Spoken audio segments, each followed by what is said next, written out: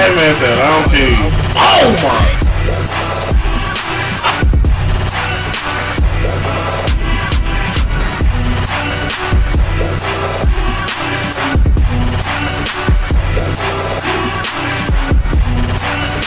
YouTube, yeah, what's going on with y'all, man? It's KangDooms, and we are back with the second video for what's been already done, what's already been scheduled, and all that for the series, the slew, the big plate, the extra large order of 2K24 content that I got for y'all, man. So, y'all already know today is August 30th. Some embargoes have been lifted. If you haven't already checked out the very first videos, you can see it on the screen right there. That's the thumbnail for it, and the link is in the description in the comments. So hope y'all rocking with it. We can also talk about some Mamba moments. We can talk about the first 5. I only played 2 for the most part. I played King of Sack, and my thought process going into the Mamba moments for this at all was literally the gameplay of our final mob players. We all know Kobe Bryant. We all know he's a beast. We all know he's a dog. So how they have him in 2K, he can slash. He got contact done. So he can shoot. He can shot create. He can play defense. He can dribble. Kobe 6 is fire in this game, no lie. And just off rip, like I literally just skipped to it on accident, but it was something that I was gonna get into because this is about the blowout dribbles. And it was something that I did also in the John Morant gameplay. That right there, that burst of speed right there is me double tapping R2 literally, and he just gets an explosive takeoff, do it behind the back, get to the lane, get out the way. Doug Christie can't stop Kobe. So, bring it up, double tap R2, ooh, second burst, behind the back, get to the rack. I was actually trying to do a contact though, but I think I saw something like crazy. So the double R2, the blowout dribble, speed, the speed burst, whatever you want to call it. I see myself kind of Adrian Peterson. That's literally what he did in his prime. But it is a dope feature, and for somebody like Kobe, it is excellent with because he was always on goal, always attacking during this era of the Kobe and Shaq era, and he was just going stupid. So that being said, going into some more detail with the whole blowout dribble ordeal, that is something that I see a lot of guards like myself using. And one of the best features about it is how you can cancel it. It's something that you don't have to commit to. You can snatch back out of it. You can spin out of it. You can walk back out of it. It's a lot you can do. The biggest thing, in my opinion, is that you can bait blitzes. For the aggressive locks, for the locks using 94 feet, say that they want to catch you right before at the point of attack of you crossing half court. And if you know your spacing and you know your timing of doing the blowout dribble, of you speed burst and whatever, before they beat you to that spot of blitzing, cancel it. Do a crossover, do a walk back, stop yourself. It's a lot that you can do out of it. And that's what makes it a mind game. That's what makes it a dope feature in this game. A new dribble mechanic. That's what I get out of it. And it's a feature that I see myself using like crazy. A lot of guards using, especially the ones that like to slash. But me, I already know the build that I make, that I'm going to make, and not a slasher at all. So, but I still see myself using that feature. Like I said, pretty good. Kobe 6 is amazing though. This is when I really utilized pro play. Playing this was like, okay, so this is going to be 2K24. The difficulty is on pro, but as far as like getting the feel for like the SIGs and what works and chaining moves together, that was the best that I could do is when I was using Kobe Bryant. His SIGs is fire. Like you already saw the behind the back, the bludger with the behind the back, getting in the lane, going through it.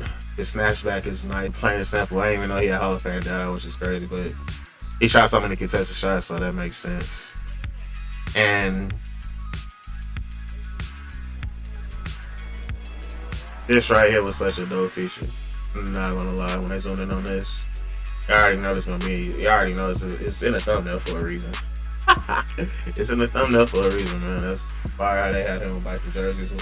One of his signature moments, signature like expressions, signature personalities. That's the perfect way to say it. One of the biggest things that I've noticed in 2K24 using Kobe, pullbacks. The pullbacks that we are all familiar with.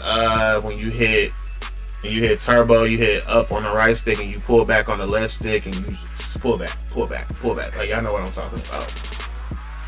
There is different animations for that. The ones that I've seen were not the same as Kobe. Kobe's is pretty nice. I don't think I did on this video because at the time I didn't figure it out. But this is post-com, so like me already knowing, but this dude was playing right now, didn't know at the time. It's definitely a feature that 2K got in their bag with, adding more to the dribble style. I'm not sure if it is tied to dribble style or I want to say escapes because you are using R2 to do them. If I would say that they are tied to escapes, size up escapes, utilization of R2. It's fast. It has that same impact as the regular pullback we've been doing since 2K21 next gen.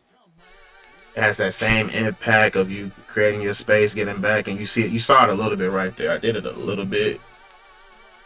See if I can show. I think I did it once. I couldn't spam it because I was still figuring it out. But that's an idea of it. You saw the pullback a little bit, but not crazy separation because I wasn't able to chain it. Still figuring out the game. You see killer combos pop up, hyperdrive, everything that's essential to you doing the pullback that usually popped up in 23 for the most part. If I stop pausing the game, it was a moment I got in my bag a little bit right here. I didn't do a speed boost, but I went to the behind the back and just looking at the SIDS, Kobe SIDS, just size up. Wanted to see what he got, the different looks, because this is also after I used Ja Morant, and just the big like eye opener to like how different or how much pro play changes everything in this game. Because as I was saying about Ja Morant, it seems like his ISO setups are good for like explosive takeoffs. Kobe's, I felt like, is good for rocking people to sleep, pretty much just watching him luring the defenders. That's the feel I got with Kobe 6. I didn't do too many speed boosts, of course, or use the utilization of speed booster. I didn't do too many of those. That was off me, like I said, figuring out like the feel for Kobe 6, because this wasn't the same as Ja Morant, which is a good thing, because that's something that the community has been screaming for years. Is you need different dribbles, different sigs. You got it.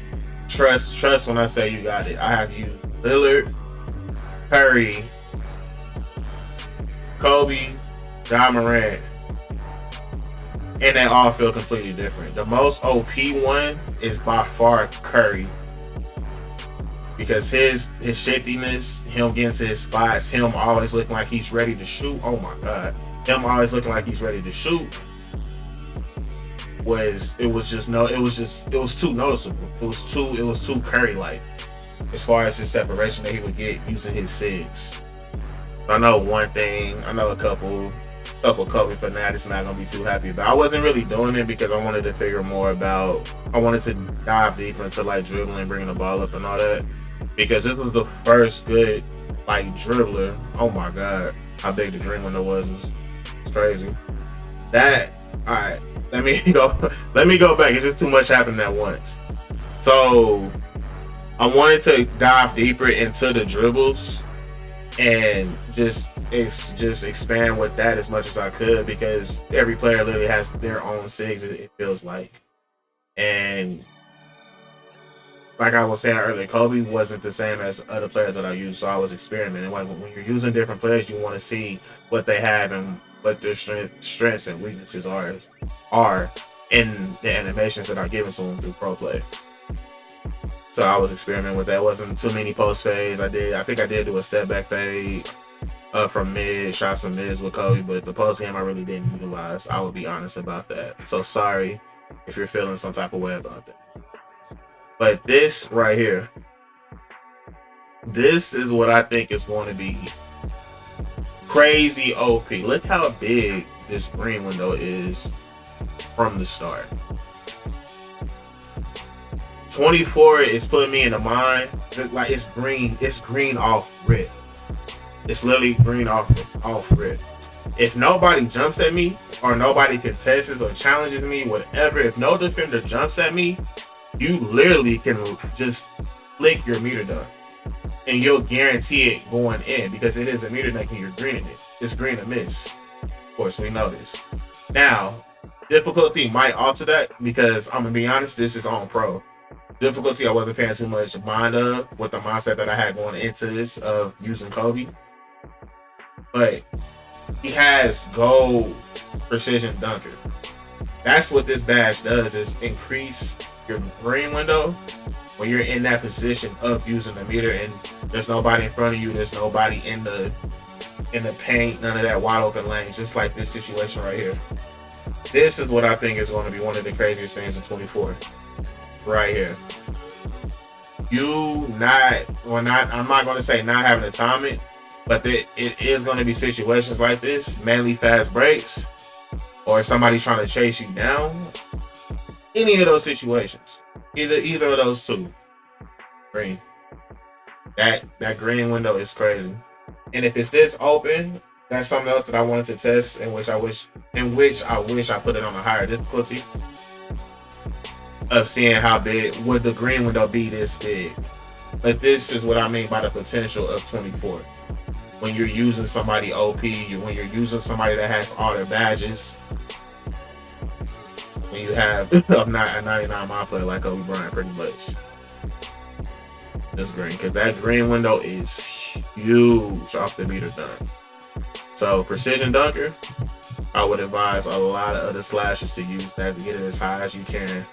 Gold and Hall of Fame makes me want it because Kobe right now has gold. And it was a late jump by the defender and all that, but Kobe's already in an animation. It's a contact dunk. Like it's over with, it's done with. It would be completely different if it was like wreck or something apart and the defender jumps at it and changes it out. It's a lot that factors in, but from what I've seen right there, or what I did right there, that was like, whoa. Like, slashers is still gonna be. They're definitely gonna be here. Now this is another situation that I could talk about because it was weird because it was no green window, but at the same time, if you see my bars, I'm losing bars getting bumped by Christie, but the blow by badge just gave me a round, and also speed booster is just helping me it's helping Kobe get to his spot of blowing past him. But when I see that I'm in front of him, yeah, I lost the bar, yeah, I'm losing stamina because I'm on turbo. But I also think that affects the size of the green window based off the stamina that you see with the bar, with the one bar being gone too. I'm not even going to say the bar because I still have 2 left. So at that point, it's not even about the actual bar. This is more about the stamina and having something left and then still going for it. That's what I think shrunk the green window. And not to mention it's another defender right here. But the difficulty is on pro. And it is Kobe Bryant. So, and then also it was another situation of the blowout dribble that I was talking about earlier because I definitely double tap R2 breaking to the left. It's around. It's still gonna be moments of clan breakers still in the game.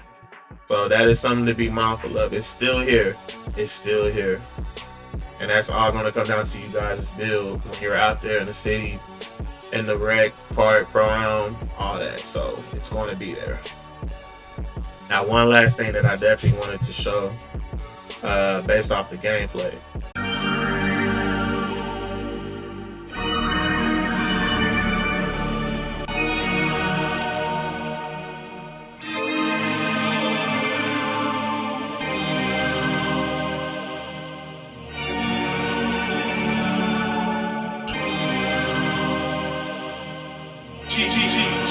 Track